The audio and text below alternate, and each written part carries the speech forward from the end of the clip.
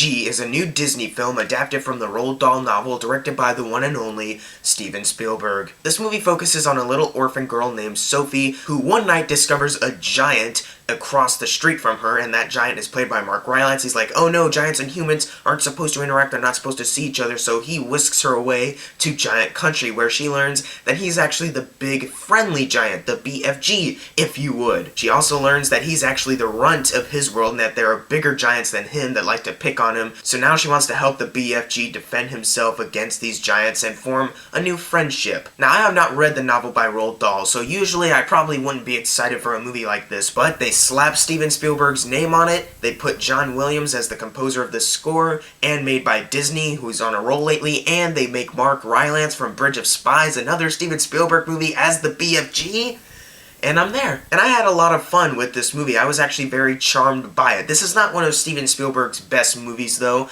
but I wasn't really disappointed by that because I still had fun with this film. I'm not going to think of this movie immediately when someone brings up Steven Spielberg's filmography. I'll probably just think about Jaws, Close Encounters, Raiders of the Lost Ark, Jurassic Park, all those. But I don't want people to take that the wrong way because I did have fun with the BFG. This movie honestly felt like there was magic everywhere. I'm not kidding. The combination of the amazing visual effects and the score by John Williams just gave me a sense of awe throughout the majority of this movie. And Ruby Barnhill, who plays the orphan Sophie, I thought she was really good in this movie, mainly acting against nothing. I'm sure Mark Rylance was offset speaking his lines, but that's still pretty hard to act against nothing there.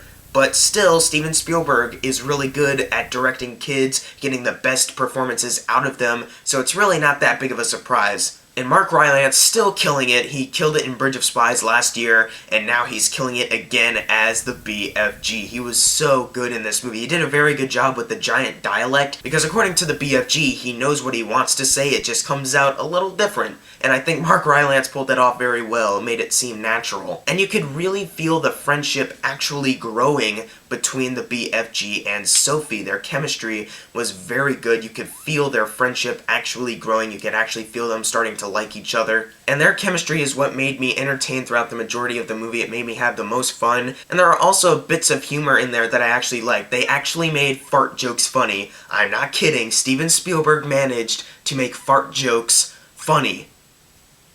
That's amazing. I can't believe it. As I mentioned earlier, this is not one of Steven Spielberg's best films, and here's why. There are a couple of moments in there that I think kind of dragged on. It kind of made me lose some of the awe. And in one of those scenes, something happens that's a little silly. I'm not going to spoil what it is, but let's just say certain characters have something with them, and it just made me think, really, you have that at your disposal for this kind of situation?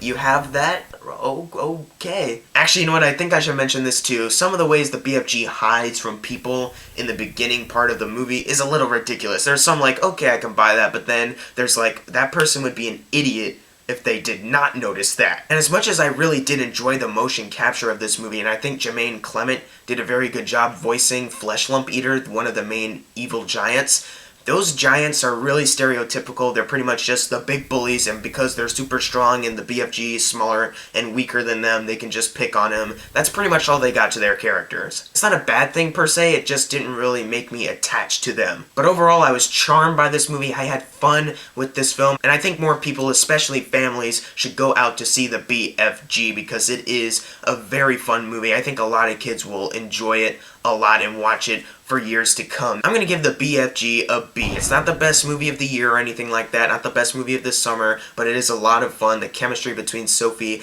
and the BFG made me entertained throughout the majority of it. And to the people out there who saw The Purge election year over this movie, what are you thinking? Like, what's wrong with you? Anyways, if you saw the BFG, leave in the comments below what you thought of it. And I'm going to be on vacation July 13th to the 18th. I'm going to be out of my home in a different part of the world. And that means I'm not going to be here when the new remake of the Ghostbusters come out. But I do have a plan for that. I'm going to be reviewing the first Ghostbusters and the second Ghostbusters just to tide you over until that review actually comes out. And happy 4th of July, guys. And as always, thank you guys for watching. Make sure to subscribe. I'm Jackson Fulcher. See you guys next time.